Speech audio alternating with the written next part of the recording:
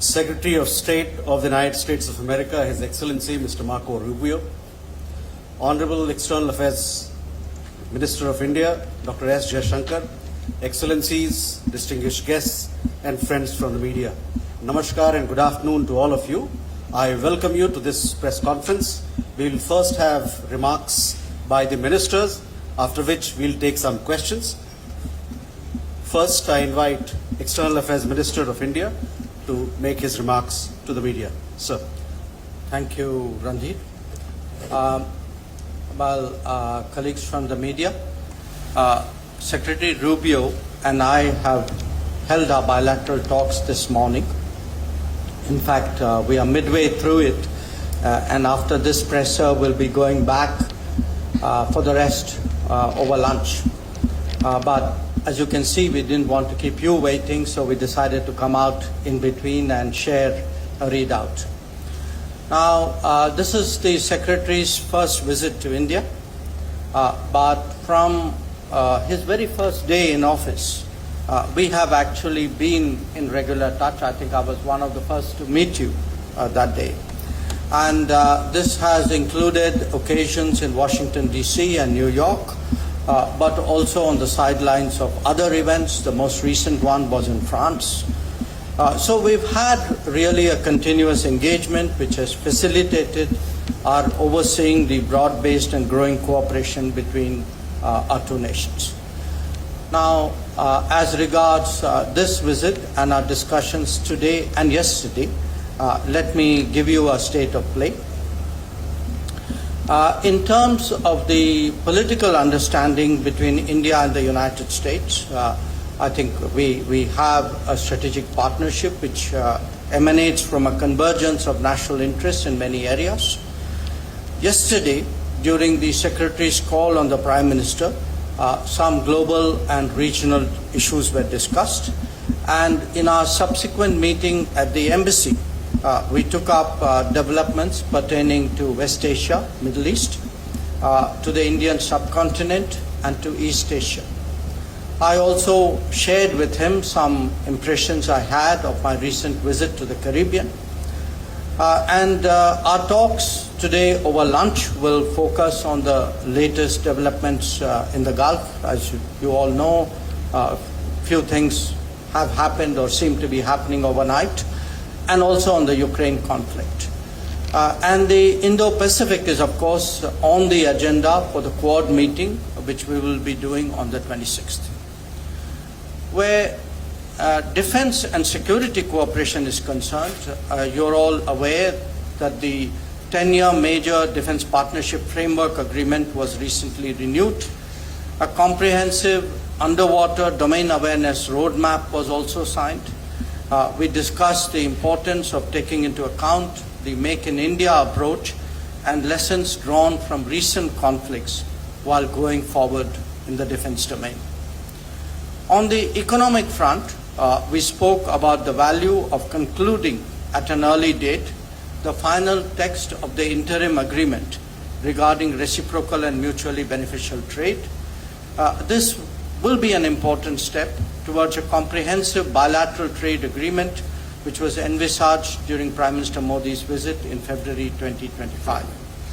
Our expectation is, we had a team recently in Washington, and our expectation is that an American team would be visiting India soon for that purpose.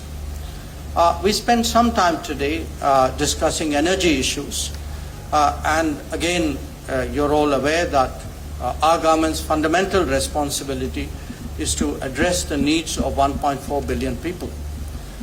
Obviously, ensuring the accessibility and affordability of energy for them is our prime objective. Secretary and I therefore welcomed the expansion in our energy trade in recent months. Diversified supplies are at the heart of energy security for India. We devoted some time to nuclear energy cooperation as well. The passage of the Shanti Act has opened up new possibilities. An American delegation was recently in India. We hope to realize the potential of cooperation in the nuclear domain, and I also raised with Secretary some issues, regulatory issues we have on the American side. All of you know the importance of critical minerals. Our two nations have been cooperating bilaterally in the Quad format and also as like-minded group. India joined the Pax Silica and is part of the Forge initiative. The AI Impact Summit in New Delhi in February highlighted the enormous potential of the India-US relationship, and we will naturally be encouraging our businesses dealing with AI. As India's semiconductor and AI capabilities advance, this cooperation will be even more prominent in days to come. People-to-people ties are at the heart of our relationship. I apprised Secretary Rubio of challenges that legitimate travelers face in respect of visa issuance.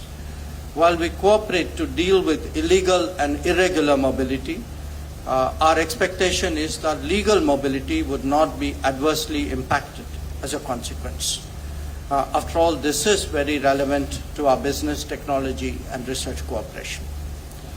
Friends, India and the United States have common interests, but they also face shared challenges. Prominent among them is terrorism. Our position in that regard is very clear. It is one of zero tolerance. We appreciate the strong cooperation between concerned agencies of our two countries in this domain. I particularly recognized the extradition from the United States to India last year of a key planner of the 26/11 Mumbai attacks. Our two countries will intensify cooperation bilaterally as also in relevant international forums. We will continue to collaborate closely on countering illegal trade in narcotics. Our discussions, which, as I said, are still ongoing, have covered a range of regional and global issues.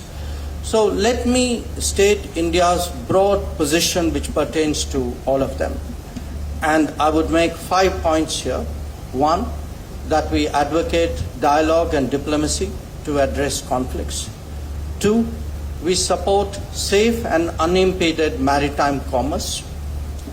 Three, we demand scrupulous respect for international law. Four, we are against weaponization of market shares and resources. And five, we believe in the value of trusted partnerships and resilient supply chains to de-risk the global economy. So overall, this has been a very timely visit by the Secretary. I think our discussions have been very productive, and I look forward to hearing his remarks. Thank you, sir. I now invite U.S. Secretary of State for his remarks to the media. Thank you. Well, first of all, thank you for your very warm welcome.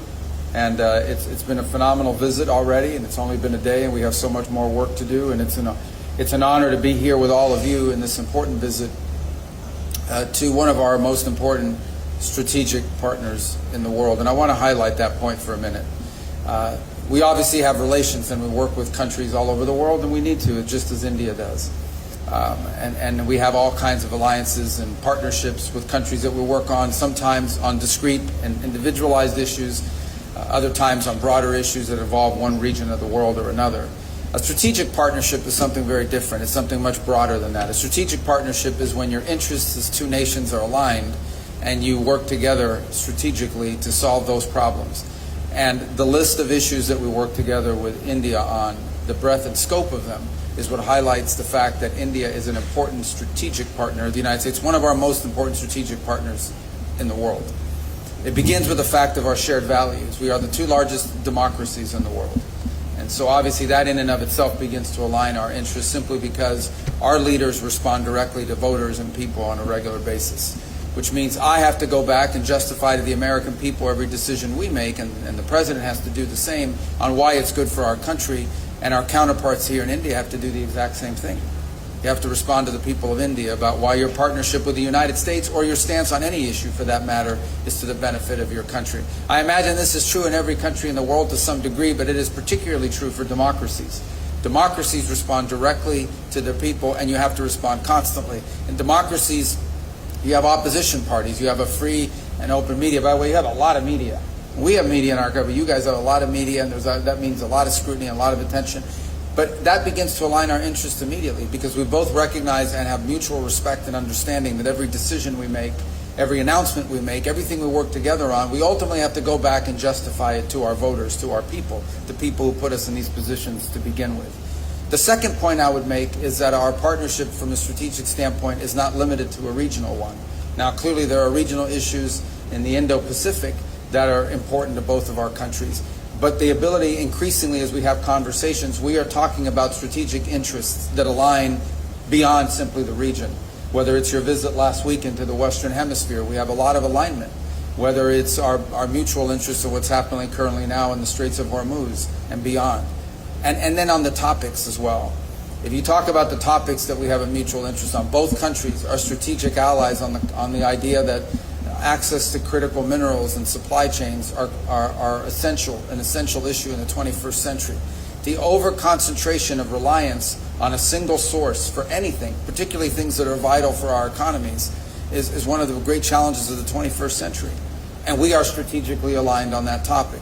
On the issue of terrorism, both of our countries have suffered, both directly and indirectly, because of global terrorist networks. There is a strong counterterrorism alignment as a result of that. On innovation and ensuring that all of the promises of new technologies and new advances in the 21st century, all of them come with risks and rewards. Every technological advancement that's made individuals and societies more productive have always come with risks associated with them. Managing those risks and maximizing those benefits is one of the great challenges of the 21st century. And there's a tremendous strategic alliance between our countries and agreement on that point. Likewise, on the unimpeded flow of commerce, especially in international airspace and international waters. This is true in the Indo-Pacific, ensuring that there's a free and open Indo-Pacific, but it extends beyond the Indo-Pacific. We share as a strategic value the fact that no international waterway, no international airspace should ever be used or nationalized by any country in the world, and that should never be accepted as a new normal. Another area of strong strategic alignment. And we could go on and on. The bottom line is that the opportunities exist to work together because not just our shared and common values and our people-to-people ties, but because our nations are strategically aligned on all of the key issues that will define the new century. All of the great challenges that are before us now in the modern era, we are strategically aligned on. And the final point, and this I mean is no disrespect to any other country in the world, but you can have a strategic alliance with countries. But there are only a handful of countries in the world that have the ability to actually do something about these big issues on a global scale.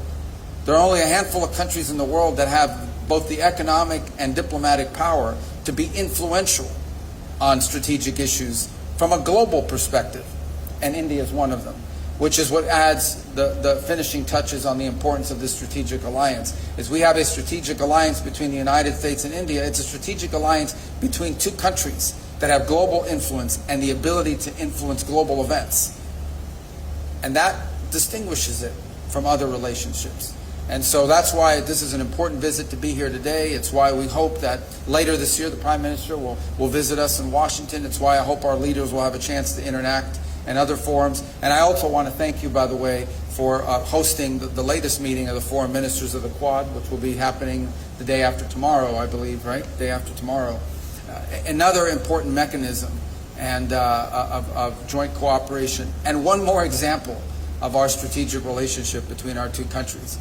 Because the Quad is a form of alignment between four countries who are not just strategically aligned on a bunch of key issues, but four countries that have the ability to varying degrees to influence global events on these topics of mutual interest. So there's a lot of details and things we can talk about. I didn't mention energy, but we also are strategically aligned on energy. You know, energy and the ability to generate power is the key behind all of the great industries out there. Whether it's data centers, whether it's artificial intelligence, whether it's the ability to modernize and continue to advance economically, all of it begins and ends with the ability to generate the power necessary, not just to raise standards of living, but beyond that, to expand into new industries. And both of our countries are strategically aligned in ensuring that we have a world that can not just produce but deliver the energy resources that are necessary to power a modern economy. So I'm not given the breadth and scope of areas of alignment, one visit alone will never solve or be able to address all of these. But this continuing dialogue and engagement between our countries is important because, as I said, I think it's not just evidence of the importance of our strategic alliance, but it's necessary in order to continue to advance on all of these topics. So thank you for your warm welcome. Thank you all for covering these events here today. And I look forward to returning many times. 4 days for a country of this size, of this beauty, and of this diversity, and all the things you have to show us. We can't possibly see it all in 4 days, but we're going to try, or we're going to die trying, because it's a pretty packed schedule. And I appreciate everything you facilitated for us in our time here together. Thank you. Thank you, sir. We now open the floor for some questions. Please be brief as you ask your question, and please do introduce yourself and your organization. We'll begin there. Kadambini, this side, please. Good afternoon. I'm Kadambini Sharma. I'm an independent journalist. I have a question for both of you. First, Secretary Rubio, to you. Indian students, engineers, doctors, researchers have contributed enormously to US economy and innovation ecosystems. But the recent changes in J1 visa, F1, H1B visa are being seen in India as hurting the core pillar of people-to-people relationship. What does your administration have to say about this in regard to Indians and the message to Indians in this regard? Dr. Jaishankar, to you, my question is, India today has strong relations with UAE, the Gulf countries, Israel, Iran, and of course US here. And how confident are you of managing all these relations at this time in the current situation? Would you say it is an example of multi-alignment? Thank you. Thank you. Let me just handle on the first of all, I take and accept what you've just said about the contribution that Indians have made to the U.S. economy. Over $20 billion have been invested in the U.S. economy by Indian companies. We want that number to continue to increase, and obviously the expertise as well that they've provided to our economy has been very, very valuable. I don't want you to view, or anyone, I made this point yesterday in an interview, the changes that are happening now, or the modernization of our migration system into the United States, is not focused, it's not India specific, it is global, it's being applied across the world. We are in a period of modernization, and I'll be frank and honest with you because it's important to talk about this. We've had a migratory crisis in the United States. This is not because of India, but broadly, we had over 20 million people illegally enter the United States over the last few years, and we've had to address that challenge. In addition to that challenge, and I think this is true for India, this is true for every country in the world, okay? Everything that you do as a country needs to be in your national interest, and that includes your immigration policy. The United States, I believe, is the most welcoming country in the world on immigration. Every single year, 1 million people, roughly, become permanent residents of the United States and contribute greatly. My parents entered the United States as permanent residents in 1956 from Cuba, and so it's a process that's enriched us. But it has to be a process that's adjusted in every era to the realities of the modern times in which you live. And it's long overdue. So the United States is currently undergoing a process of reforming the system by which we choose how many people come into our country, who comes in, when they come in, etc. Anytime you undertake a reform, anytime you undertake a change in the system by which you admit people, or frankly, anytime you undertake a reform in any system, not just on immigration, there's going to be a period of transition that's going to create, some friction points and some difficulties and so forth. Ultimately, we think when this process is in place, once this process has been modernized, and that's really what it is, we are modernizing the U.S. immigration system for the 21st century so that it is an immigration system that's not just good for the America, but it's also good for the people that are coming. Once we are complete and once we've done the work of modernizing that system, I think we're going to come up with a system, we're going to wind up with a system that's more efficient and even better than the previous system, and in some ways may prove to be even more beneficial than the previous system was to people from India that seek to enter the United States to work and innovate. But obviously there's going to be a period of adjustment along the way. So what I want to leave clear is that the changes, while they may be having a disproportionate impact on a place like India that provides so many high-skilled workers to the U.S. economy, it is not a system that is targeted at India. It is one that's being applied globally. But we're in a period of transition, and like any period of transition, there's going to be some some bumps on that road, but we think ultimately our destination is going to be a better system, a more efficient system, one that works better than the one that we had in place previously, and more sustainable, by the way. Your question on the Iran Gulf, the conflict which is going on. Well, look, India would be one of the very few countries who has very good relations, very strong relations with the United States, with Israel, with Iran, and with the Gulf countries. So we have, and we have real interest there. So for us, the challenge in this situation is how to maintain all these relationships, how to protect our equities, how to advance our interests. And we don't look at it as a zero-sum game. We have to manage and actually take care of all these accounts.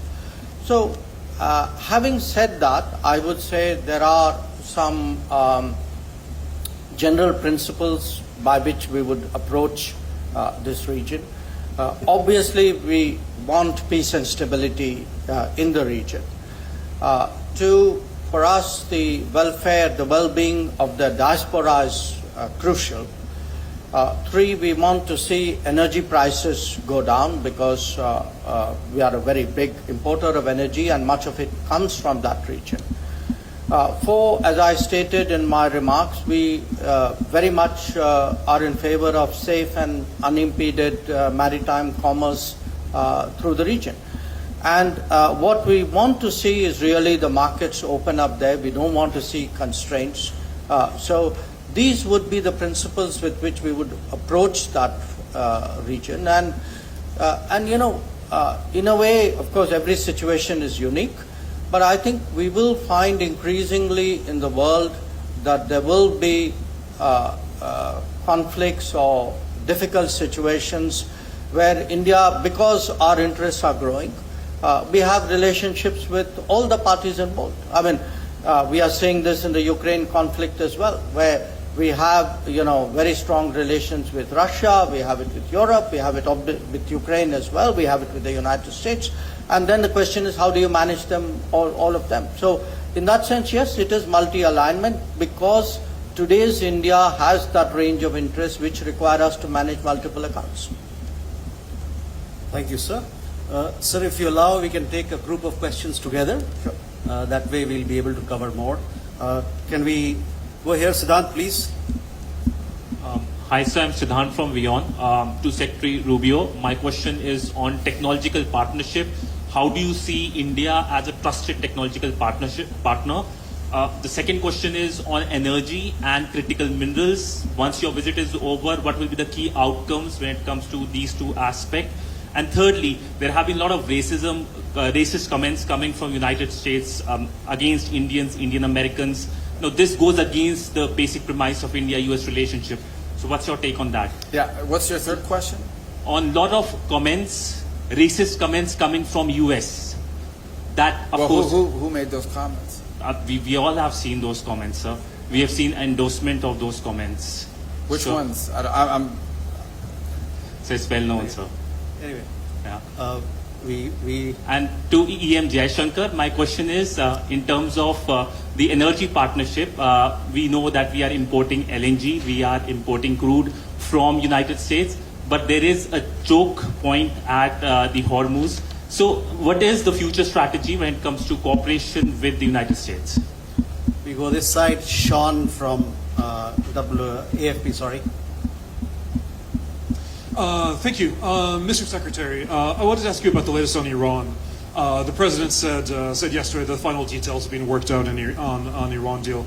Can you tell us what the status is now? As you've said many times, it should go back to the status quo ante on the Strait of Hormuz. Are you confident that this deal would do that? And then taking a step back, we've seen from this war, if it's going back to the Strait of Hormuz, we've seen thousands of people dead in Iran and elsewhere. We've seen billions of dollars spent. We've seen some alliances rattled by this, global energy prices rising, global economic shocks. Was this war worth it? And to the External Affairs Minister, you mentioned at the beginning the strategic convergence. Can I just ask you about the Iran war in particular? Was that did that meet the interest of India, and also the role of Pakistan? Pakistan's playing a very strong role with the United States right now.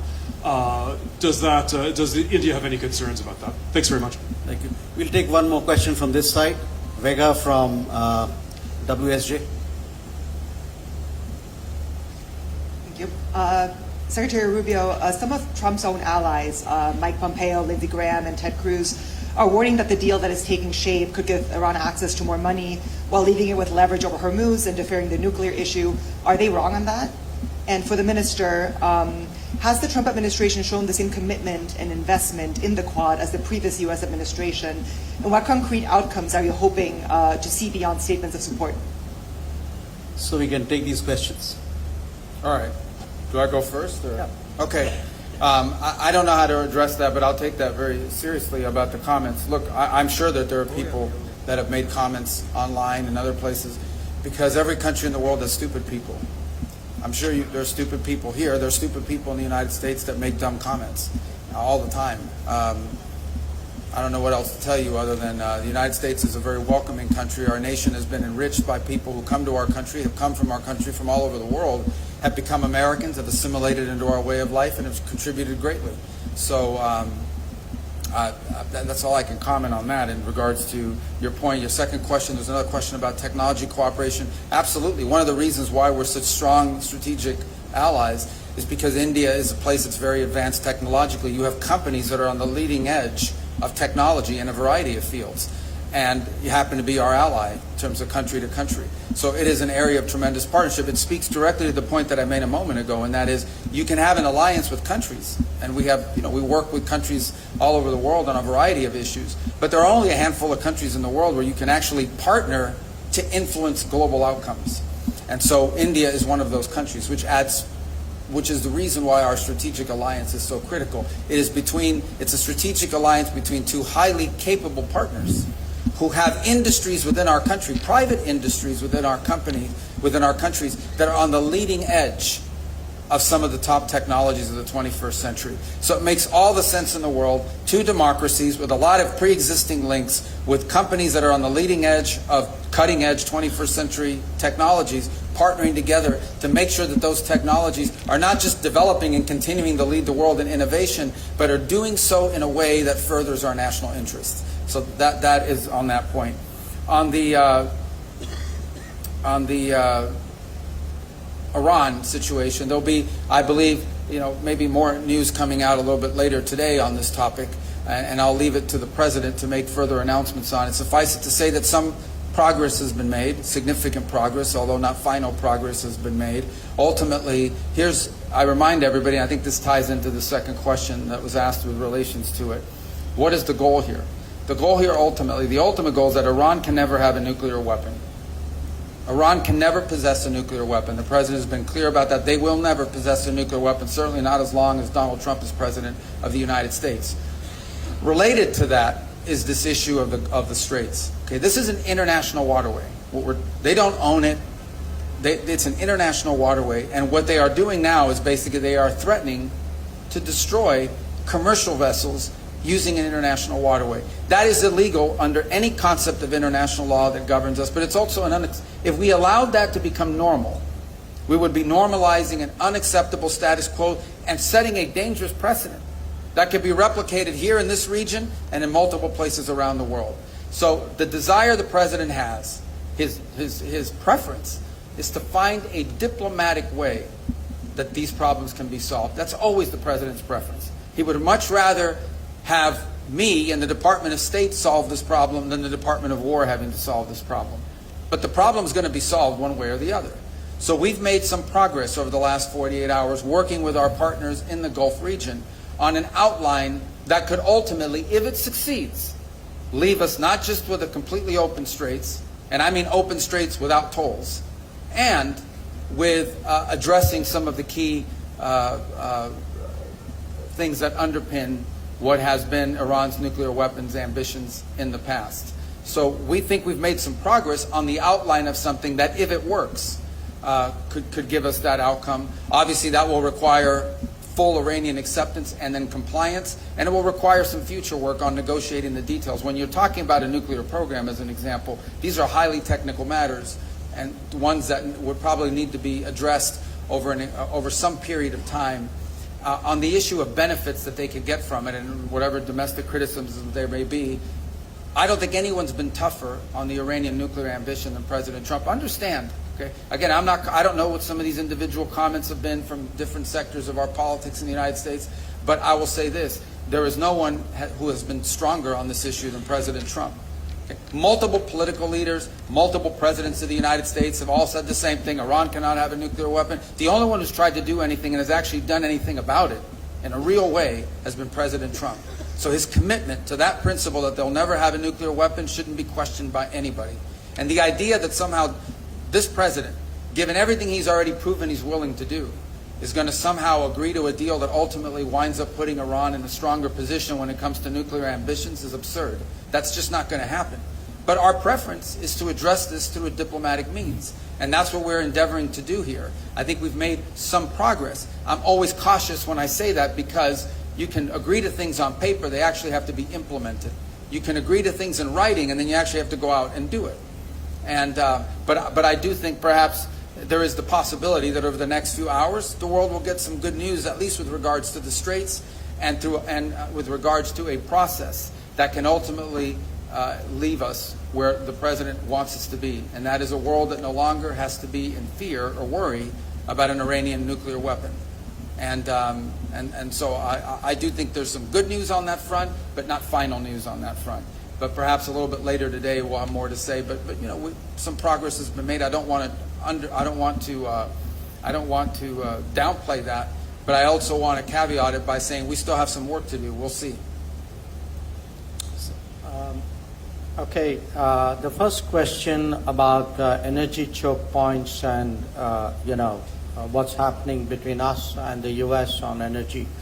Well, I think as I mentioned, there's been actually a very significant uptick in our energy imports from the United States. It's not new. It started out many years ago, but I think it's really picked up in the last year.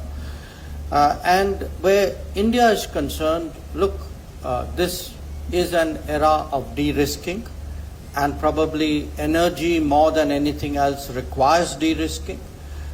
So a big country, if you are to do de-risking, looks at multiple sourcing. And for us, the United States has emerged as a very significant and reliable source of energy, as indeed have some other countries. So the way we will deal with the current situation in Hormuz, and frankly going forward as well, which is to diversify our energy sources, because that is at the heart of our energy security. And that is why we feel strongly that the energy market should not be distorted, they should not be constrained. It is important to keep energy prices down for global growth. Regarding your question on the Iran war, in fact, it flows in a way from that answer. Sure, I mean, at this time, where India and the United States are concerned, we both have a very strong interest in ensuring that there is safe and unimpeded maritime commerce. We also have a very strong interest in ensuring that globally energy prices are kept low and that energy sources are more available. So look, we are both countries. Obviously, each one of us has our own national interest and policies, but partnerships and relationships are built on, what you share, and clearly, in this case, safe and unimpeded commerce and predictable, affordable, accessible energy sources are two very important meeting points. Now, as to who all are involved in the matter which Secretary Rubio addressed, I think it's for the parties to work out. It's for them.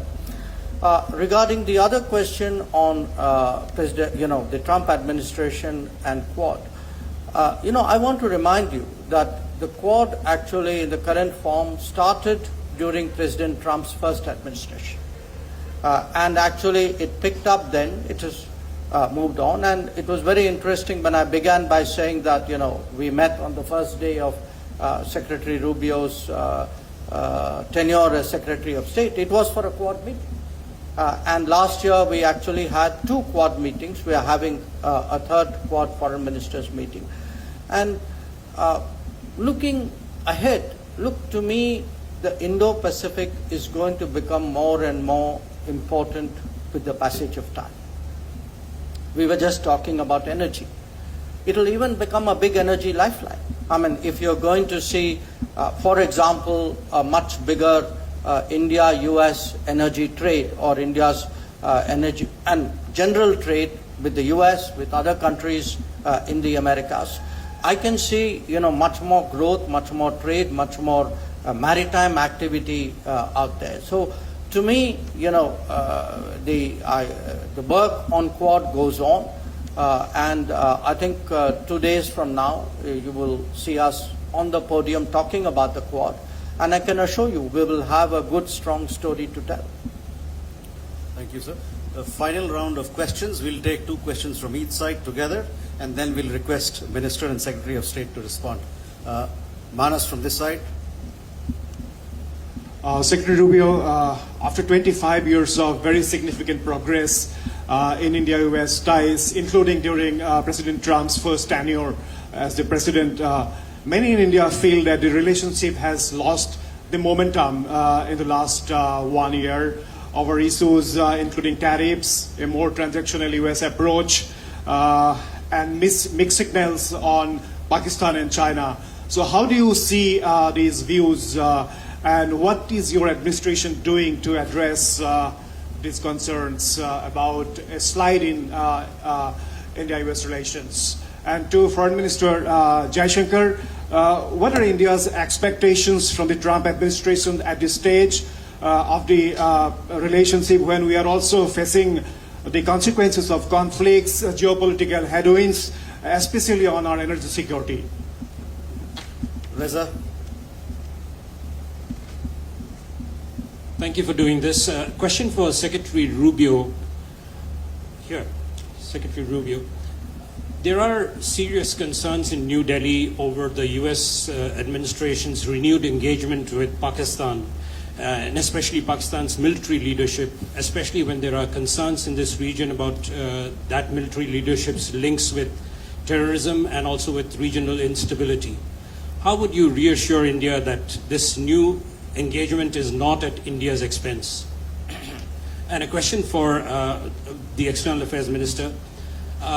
I know you've kind of touched on this, but the Quad came together and positioned itself as a platform for coordination between 4 maritime democracies to work on the delivery of public goods across the Indo-Pacific.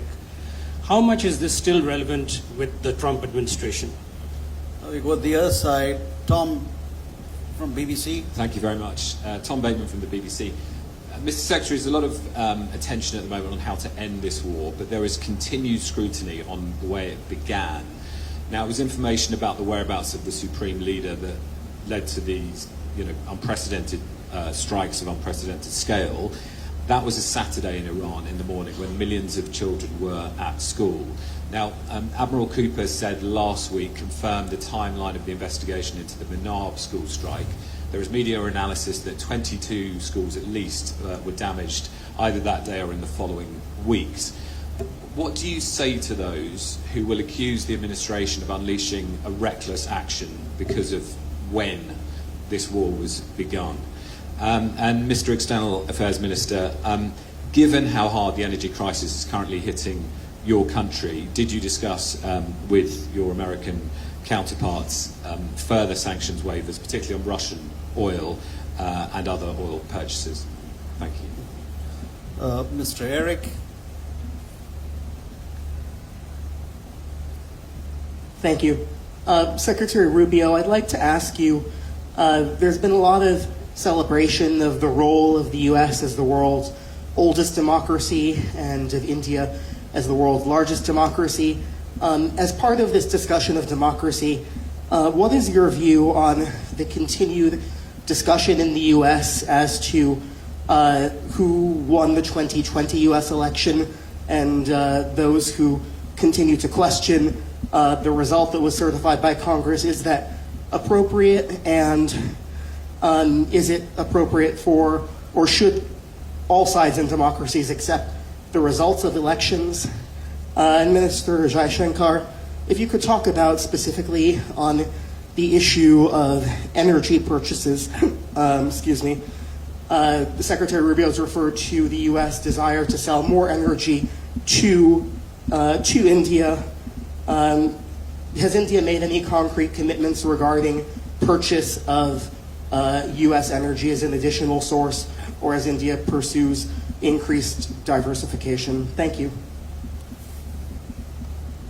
So we can take these questions. Okay. You want to start with me? I think I wrote them down. So, all right. On the U.S.-India relationship has not lost any momentum. I understand why some people might say that. I mean, I don't understand, but I understand some people say that, but I don't see it or view that in any way, shape, or form. The reality of it is you have a new administration that came in. This is not about India. This is about the United States in terms of trade. Okay, this is not geared. The president did not say, let's figure out a way to create friction with India over trade. The president came in and said, we have a trade situation involving the U.S. economy that doesn't work moving forward. There's a huge imbalance that's built up and it needs to be addressed. And he pursued it from a global perspective. And so I can tell you as Secretary of State, there virtually is no country in the world that I could travel to that isn't going to raise the issue of trade, because we did this from a global perspective. The president approached it and said we have to rebalance U.S. trade. And one of the reasons why is, again, this is not about India. I'm not speaking about India. I'm speaking more globally. The United States was being deindustrialized.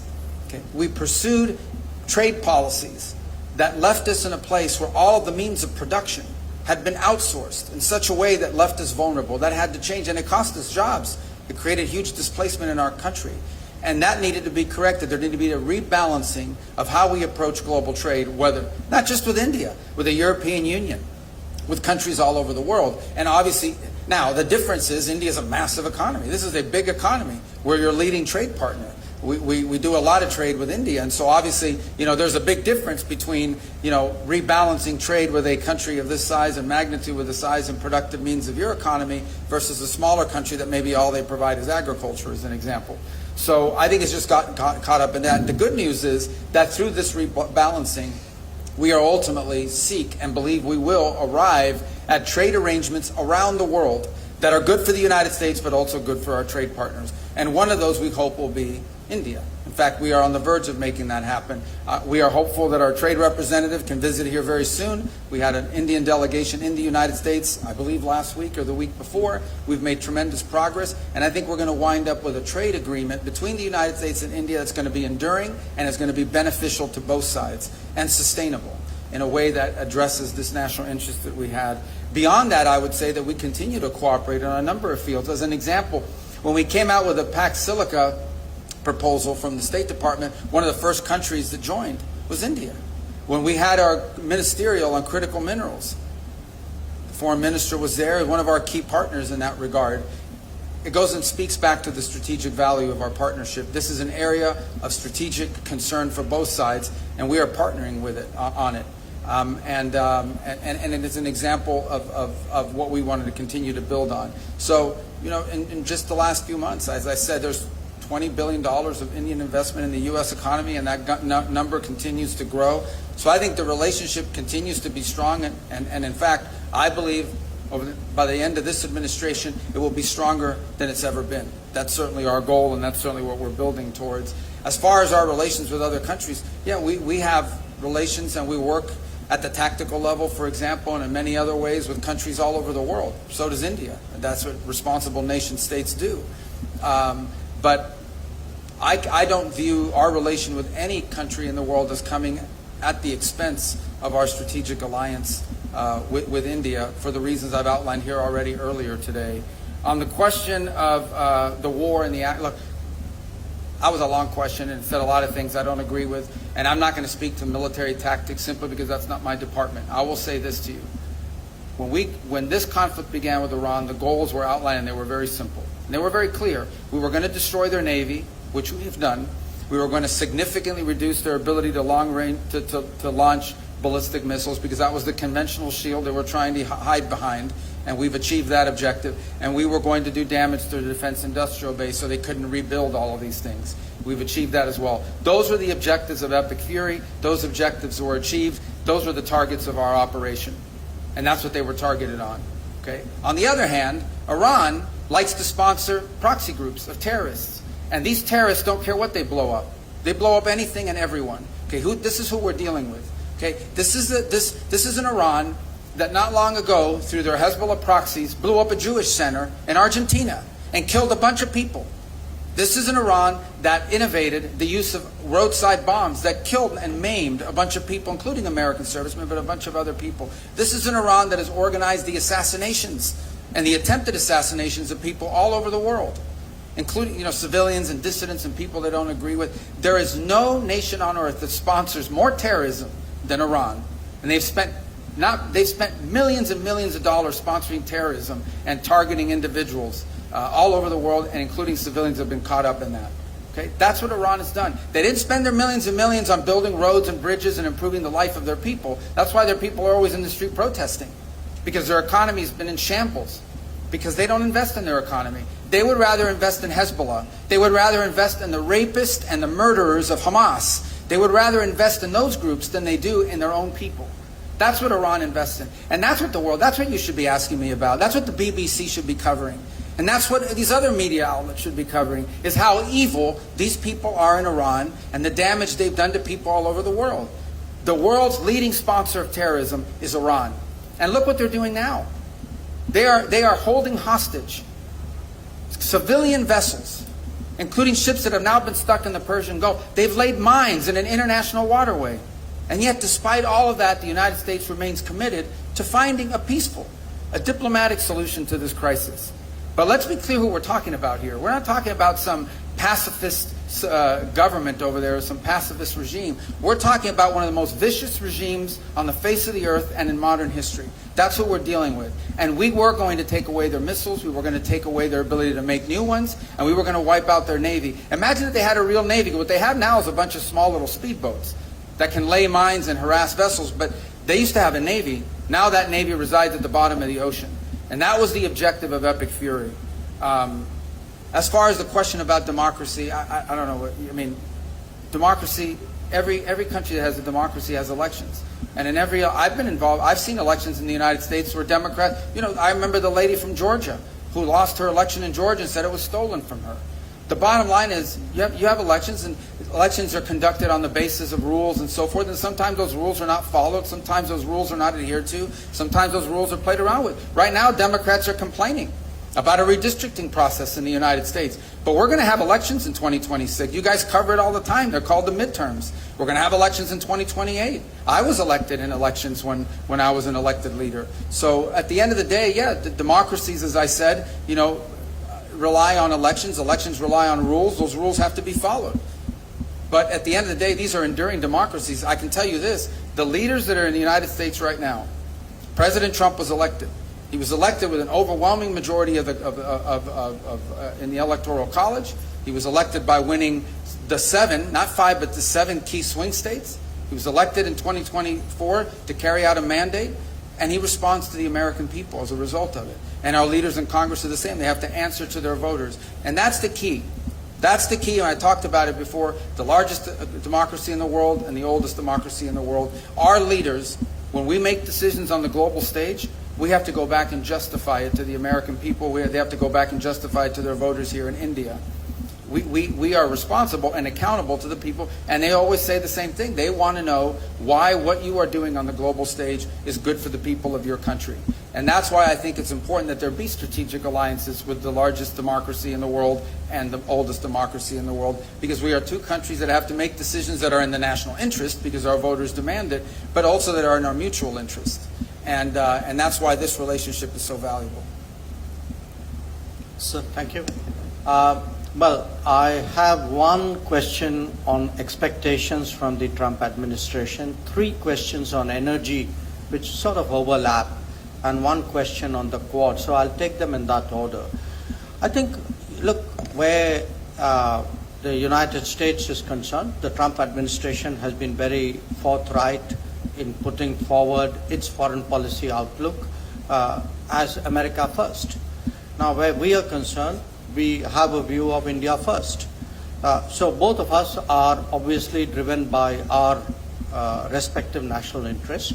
There will be many areas where our national interests are in harmony and we work together, which is why we have a strategic partnership.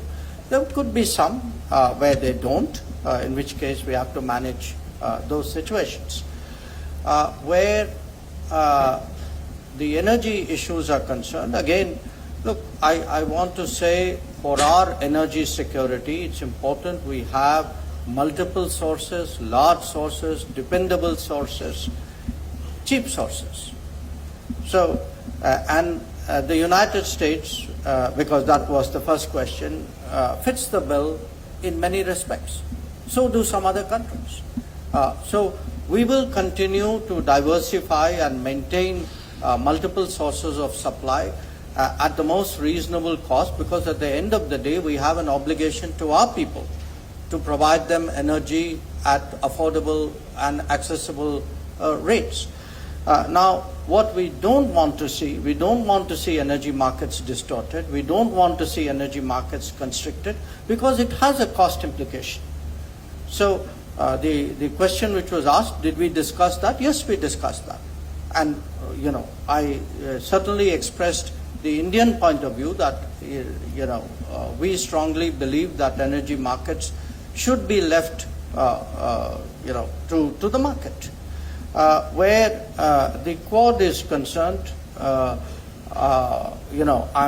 glad you used the word maritime democracies, because both terms I think are very relevant. We are doing a lot with each other because we are maritime powers, and I see that growing.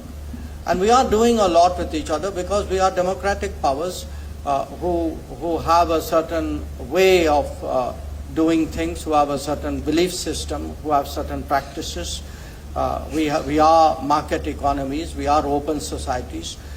We want business to be conducted and life to run on the basis of international law and market practices. So for us, particularly in the Indo-Pacific, which, as I've already stated, I see as gaining in importance, in salience in the coming days, it's very important that the Quad cooperation as maritime democracies continue, and that is exactly what you will see 2 days from now. Thank you. Thank you, ladies and gentlemen. With that, we come to the closure of this press conference. Thank you very much for your participation, and I thank Secretary of State and External Affairs Minister for their presence. Thank you, sir.